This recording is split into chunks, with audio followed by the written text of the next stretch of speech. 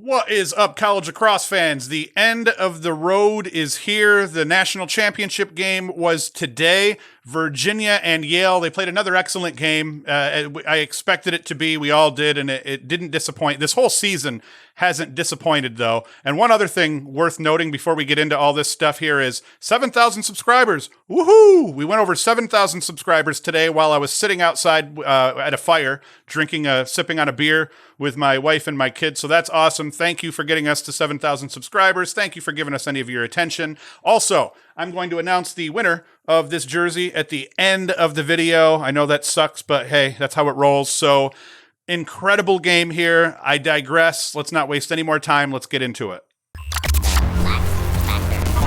The LaxFactor Podcast.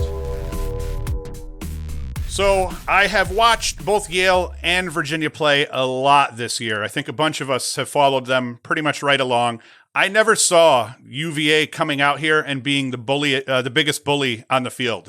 Yale has typically been the bully on the field all season long. I did not see Virginia coming out and just pushing Yale around every step of the way, beating them to nearly every loose ball, anything that had to do with hustle. Virginia pretty much won this battle. That was incredible, and I didn't see it coming. They completely, you could tell it kind of took Yale off guard a little bit, coming out and getting pushed around as badly as they did. Another important part of this game, Alex Rode had himself a game, 13 saves versus 9 goals against. The kid had a shaky season. He had been benched a couple of times for the young kid there. I forget his name off the top of my head, but who cares? Rode becomes is named the most outstanding player of the game in the national championship game. So he battled through all that adversity this year, got them through the playoffs. He had an excellent semifinal game. He has an excellent finals. He's named the most outstanding player. Great for him also. You can obviously see here, Virginia won this game 13-9. I know I didn't say that to start, but I just assume everybody who's watching this already knows that. You're not here to find out who won this game. You're here to just hear me yammer on about it. Another key point to this game, Petey LaSalla, 4 face-off wins was all he had on the over the course of the game, but it felt like it was a lot more than that because he scored 2 goals off of those 4 faceoffs that he won. So that was huge for LaSalla, and it kind of equalized TD's dominance at the faceoff X a little bit because, as usual, TD was incredible. TD goes 18 of 24. He had a stretch early where he let LaSalla win a couple, and then he regrouped and just continued to win and win and win and win over and over and over again. So TD dominated, and that typically translates to wins or at least a 1-goal game for Yale. His dominance has always given Yale a shot to win the game at the end. Not this time because Virginia's defense got stops. They stopped the ball. That's how they're able to overcome TD in the end. They lost a lot of faceoffs to Ierlan.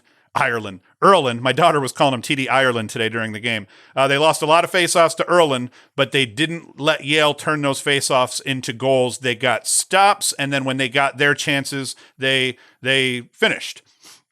And I mean, the stops, whether it was the defense making a takeaway, Rode making a save, or even the attackmen just riding like a bunch of damn savages because the Virginia attack rode Yale like crazy. Didn't matter what form the defense came in. They got stops. They turned those turnovers into offensive possessions and then enough goals to beat Yale in the end. Virginia attacking midfielders held Yale to 15 of 23 on clears. So as I'm talking about turnovers and stops, Yale, should have gotten the ball back at least 18 of 23, 20 of 23. Yale would have liked to have been. Virginia, as they held everybody into the 70% clear area this season, 15 of 23 clears for Yale. That hurt them badly because, once again, you're talking about TD dominating at the faceoff X, but then you have Yale giving the ball back here and there to Virginia over the course of just regular turnovers and then failed clears. The failed clears hurt them. UVA was 17 of 17 on their clears through 3 quarters. And then they kind of, where we started to see, it didn't matter in the end, but Virginia went 6 of 11 over the 4th quarter in clears. So Virginia cleared incredibly well during the first 3 quarters of the game as they held on to that lead and tried to just neutralize Ierlan's effect. But they go 6 of 11 over the 4th, but it turned out it didn't matter.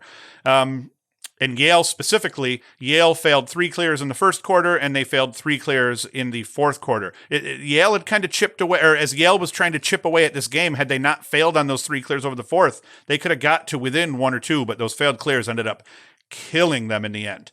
As we tie in, we can now let's get into a little bit of a game recap here, and I'll kind of rip through what happened, show you highlights and all that good stuff. Jack Tigh, he gets things started off scoring the game's first goal as UVA simply failed to close out on him as he stepped down. Gives Yale the 1-goal lead, 1-0 lead.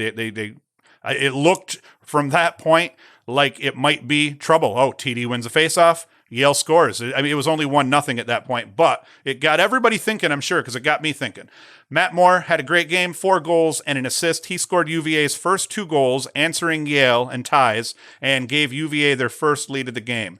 Michael Kraus, he started a 4-goal run for Virginia in his first game, unassisted, and then followed that up just under 3 minutes later on a feed from Jeff Connor, giving UVA a 2-goal lead, 4-2, and then Dox Aitken, adding insult to injury, he gives Virginia a 3-goal lead just a minute and 24 seconds later, and enter Petey LaSalla scoring off the ensuing faceoff. This gives UVA a solid 6-2 lead that they ended up taking into the half. And at this point, 6-2, it felt a lot bigger than that. At this point already, UVA had pushed Yale around. Yale didn't win as many faceoffs as they thought they would over the course of the first half, and 6-2 just did not feel good. Yale's offense had no momentum whatsoever.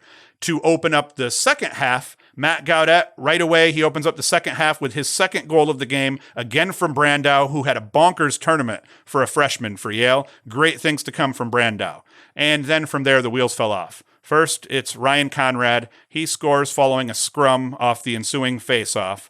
Then Michael Kraus from Matt Moore, and things were starting to look rough for Yale at that point. 8-4, you know, at that stage in the game in the third quarter, it's just, 8-4, and the way that it just looked bad. Then Matt Moore, he scores his third of the game with 10:02 left in the third, giving Virginia a 9-4 lead. So here, well, actually, the next one, and I regret to inform all of you Yale fans, Petey LaSalla puts the nail in the coffin, scoring his second of the game off the next draw, and with 9:55 left in the third quarter, the Cavs turned a 6-4 game at about the 13:40 point off Gaudet's goal. It was 6-4, and they flipped that and turn it into a 10-4 beatdown at this point.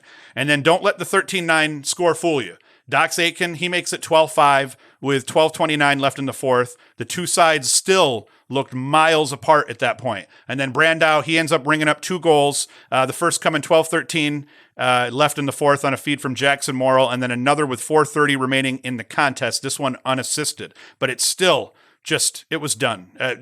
Virginia played so incredible start to finish. They out-hustled Yale on every opportunity that they had. They beat them up. They body-checked them. I'm going to run a highlight here right now, if I haven't run it already, of Gaudet getting lit up. And it would just went like that the whole game. It was incredible. Virginia deserved this win more than you know. If you didn't see the game and you're just watching this, or you just watched the highlights, watching the entire game, watching everything that wasn't a goal or an assist, you know, it was incredible from start to finish. Stats of interest, the goalies mattered. Both teams, 22 shots on cage. The difference was on the keepers. If you want to be a dick about it, you know, 13 saves for Rode, 9 saves for Starr, and that's the score. So the keepers made a huge difference, and that's why Alex Rode is the most outstanding player of this game, because his 13 saves to Starr's 9 was literally the score of this game. Virginia stole Yale's candy. You know, UVA wins the turnover battle 20-15. I was surprised, actually. I expected to see that stat be more in the 23-12 range. I thought there was a larger spread there because it felt like Virginia took the ball away a lot more as you watched it. But 20-15, 5 more turnovers than your opponent. That's good enough to win that battle. That's good enough to, you know, swing the game by 2 goals or so. Yale couldn't clear. We've already talked about that. They failed on 8 of 23 of their clears. The UVA attackers and mids, they deserve a ton of credit. They ran around and rode Yale as they tried to clear the ball like a bunch of savages. The ground ball battle, it was semi-even. I forget the stat, but it was like within 2, 48-46 or something like that. And I think the nod went to Yale, or maybe it was UVA. Either way, the ground ball battle was super close, but that was only because of TD. Without TD, Virginia murked Yale on ground balls, on loose balls, on everything that had to do with a loose or ball on the ground. Virginia murked them. Faceoffs, 19-6. That's not bad. Yale wins 19, Virginia wins 6. I mean, it's not good. And in a game where your goalie doesn't make 13 saves versus your own goalie's 9 saves, you win that game. Typically, if you win 19 faceoffs and the other team only wins 6, but it ended up being enough. LaSalla scoring 2 goals off those draws, that neutralized TD, and TD only puts up an assist on the day. And so LaSalla, to me, LaSalla was huge. He kind of the faceoff team won that battle. They neutralized Yale's transition off the faceoff game. Huge. In closing, and we're getting to that point here, UVA had more stars. I had said it in the preview show that UVA, that if they were going to win this game, it was going to be because they had more firepower. I didn't expect it to be because of Alex Rode, but he was one of the big things, but just the firepower. Kraus and Moore, they played like they were the best players on the field, and they were, at least today. Ryan Conrad had a day. He didn't show up in the score column as much, 1 goal, but he has 7 ground balls, 3 caused turnovers. So Conrad, his play between the boxes was huge. His play on the faceoff X was big for them. Virginia's defense, just night and day difference between earlier in the year. They drop a couple of bad games and the defense just looked shaky early in the season. Goalkeeping looked shaky early in the season. So who would have thought that by this point in the year, the defense was going to be one of their strengths? Their goalkeeper, Rode, after all the adversity he battled through, he was going to end up being one of their strengths. So that was huge. They bottled up all of Yale's stars other than Brandau. Morrill, 1 assist. Jack Tigh, 2 goals. Joey Sessa, nothing. Brandau, he goes 3-2. So good for him in that way. But they bottled up Yale stars and they bottled up the midfield. They did a great job defending Yale from start to finish. Help defense, double teams, you name it. Virginia's defense was stellar. It was a great national championship game. The spread wasn't what we wanted it to be, but I think the surprise is what made this game awesome for me. I'm a Cuse fan. I'm supposed to hate Virginia. I don't, because I do this, but the more you watch lacrosse, the more you appreciate other teams. But I'm a Cuse fan. I'm not supposed to want Virginia to win a national championship, and I found myself rooting right along with them. So great season. The shot clock changed things. The dive changed things. So a couple things we can put to rest. Now that someone beat Yale in the finals, even though TD still murked them at the Faceoff X, can we stop talking about getting rid of faceoffs? I always thought that was stupid, and I would poke people and egg people on and things like that, but that's stupid. We're going to face off. I don't like it. I don't like when one player dominates other players like that. But, TD, Baptiste, they're generational talents. I'm not sure we're going to see somebody have the level of dominance that Baptiste and TD have had. Now, I could be wrong, and face-off guys are crazy, but I just feel like they're going to spur on another renaissance here where we're going to start seeing some other guys, and we'll end up with 5 or 6 face-off guys that are this sick. And I think Kyle Gallagher, it was good to have him this year do battle with TD, but we could put to rest. We don't need to change the face-off rules. Teams still are going to lose those games even where they murk people in the face-offs. Both Yale and Virginia, they're going to be just crazy next year. Both teams, they have their cores all coming back. Virginia's going to lose a guy like Conrad and a couple of others. And Yale, they lose some too, but nothing big. Both teams return the core of their attack units, the core of their midfield units, and the core of their defense. Both teams get their goalies back. I believe Rode, I think they get Rode. I think Rode's only a sophomore. I'm just drawing a blank on that now. But both of these teams are going to be ridiculously good next year. Both of these teams have a shot at ending up right where they left off here today. And we aren't done here. We're going to move on from college. We're going to do a couple of podcasts here over the course of the next week. We're going to give out the rest of our awards and just do maybe a couple of closing things here and there. But right after that, Thursday show, we're going to talk MLL and PLL. We're going to do a PLL preview on Thursday, and we're jumping right into covering those games. So we're not done here just because the college season is over. We're going to keep rolling. The jersey, let's get to that. You guys have waited and have been good. Wendell, the freaking songwriter, you win the jersey. That's 2 W's. I think Whatever won the last one, and Wendell, the songwriter, won this random drawing. Honestly, though, the reason those guys win is because those guys every comment they put up is thoughtful and deep. So, the more comments that you put up that are solid like that, the better the chance you have. And those guys comment on every video, and they're always thoughtful and deep. If you want to support us, this is the last chance you have to support us at least for the college season, and then come next week, you can start supporting us for the PLL and MLL season. But you can go to LaxFactor.com, get yourself a t-shirt. We have these. You can also get yourself a cool pair of shorts or whatever. These are the Rampage Lacrosse shorts, LaxFactor.com. The jersey here that we're just going to give off to Wendell, this comes from TribeLacrosse.com, so I want to thank them for donating this jersey and the other one that we gave away to whatever. Hey, whatever, man. I haven't shipped that yet to you by accident, but whatever. I know you'll be cool with it. So Wendell the Songwriter, go to Facebook.com/LaxFactor. Hit me up on private chat, and we can arrange the handoff of this jersey. If you're under 18, I don't really want to give it to you. We have a t-shirt that I can give you instead.